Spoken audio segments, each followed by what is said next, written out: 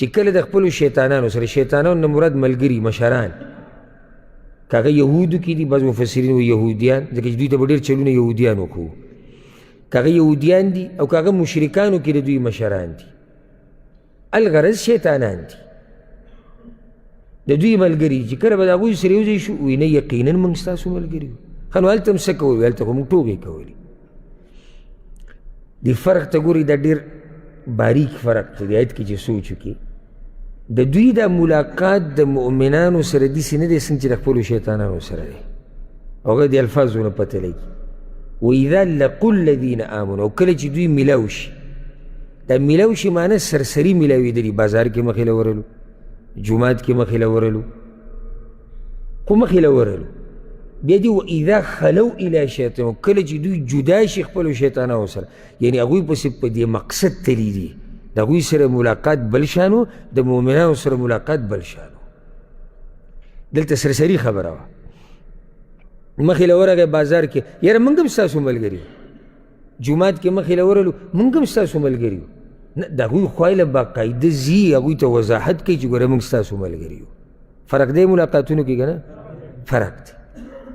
ښه، بل دا چې هغوی ته دا خبره ډېر په یقین سره کوي. دلته یې وویل قالو آمنا، موږ ایمان راوړی دی، او هغوی ته یې څه ووایي انا معکم. دا ان په عربۍ کې تاکید دپاره راځي، موږ ګوره یقینا ستاسو ملګري یو، دې کې شک نشته.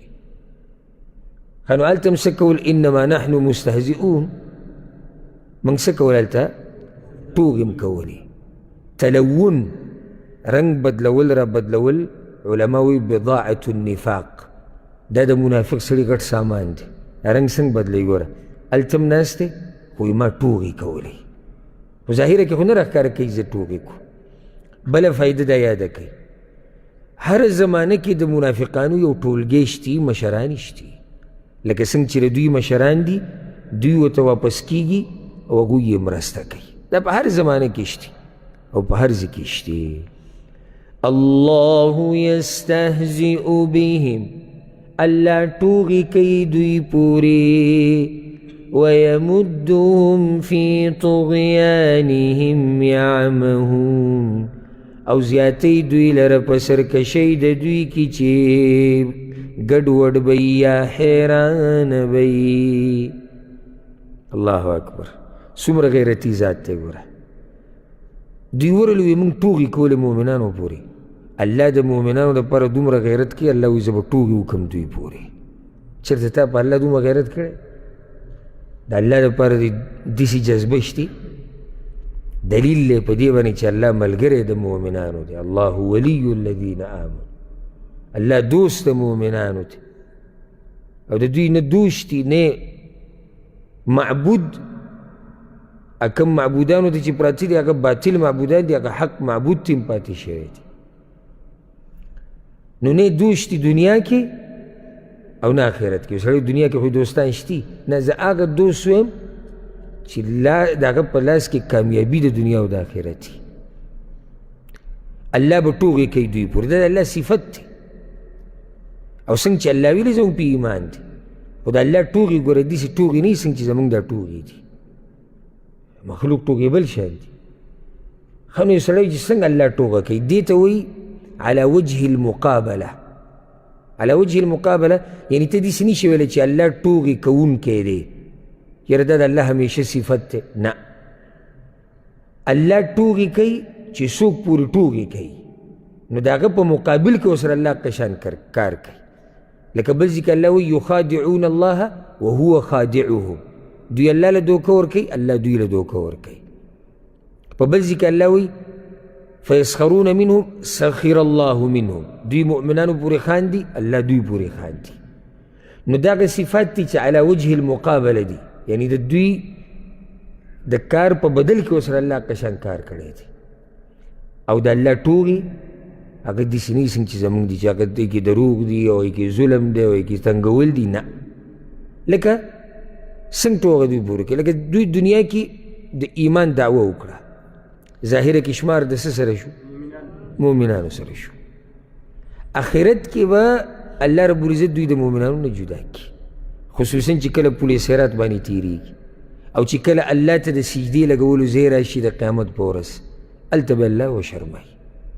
دا ټوغه وکړه الله دوی پورې. دوی ظاهره کې خوشحاله چې یاره موږ خو کامیاب شو، دنیا کې موږ خپله وکړه، آخرت کې موږ خپل مقصد کې کامیاب شو. نه. او داسې په دې نور هم ډېر مثالونه شته. نو دا استهزا چې دوی پورې کومه کېږي، دا د دوی د استهزا په بدل کې کېږي. الله یستهزئ به.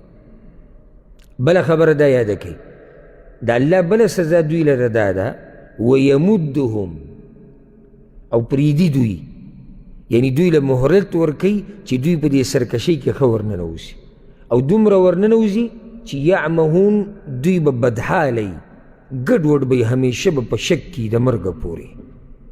د منافق سړي څه ژوند لکه څنګه چې قرآن کې به راشي یحسبون کل صیحة علیهم، الله هر وخت دوی یریږي چېرې د آیتونه چې راغلي دا که زموږ په باره کې دي. ښه دلته یریږي چې مؤمنانو ته ونه شرمېږو، چېرته زموږ حقیقت ښکاره نه شي. هلته دی بل طرف نه یریږي. د مرګه پورې د دوی ژوند د ذلت او د رسوایي او د شک او د منافقت دی. د الله رب العزت یو سزا دا ده ګوره، او دا ډېره خطرناکه سزا ده چې هغه دا انسان له مهلت ورکړي او دی په دې ګناه کې پرېږدي. او کله یو کمعقل سړی دا محسوسه کړي چې یاره زه ډېر ښه سړی یم او دا ګناهونه چې زه کوم دا به ګناهونه نه وي، نو په دې به الله نه ناراضه کېږي، ځکه ما نه رانیسي. نه هوښیار اوسه ګورئ چې کله دله الله هر څه درکول سره د دې چې ته یې نافرمانیانې کولې، نو بې انتها یریږه ګورئ. ځکه چې د الله د رانیو یوه طریقه دا ده چې انسان پرېږدي، ازاد یې کړي، او چې څه غواړي هغه وله ورکوي، سره د دې چې انسان د الله سره دشمني کوي او بیا یې راونیسي، خو داسې یې راونیسي که نه چې بیا د ده د خلاصي لار نه وي. نو ډېر یریږئ د الله نه، ډېر یریږئ. چېرته د الله په دې پرده باندې را په موږ چې راچورې ده، په دې دوکه کېږئ ما دې ته ګورئ چې یاره زه خو چې را ګناهونه کوم دا به جو وړې خبرې، ځکه الله ما نه رانیسي. کیدای شي الله دې راونیسي، خو څه وخت بعد به دې راونیسي. نو یریږئ په دې حالاتو باندې. الله رب العزت دې موږ د عذابونو نه وساتي.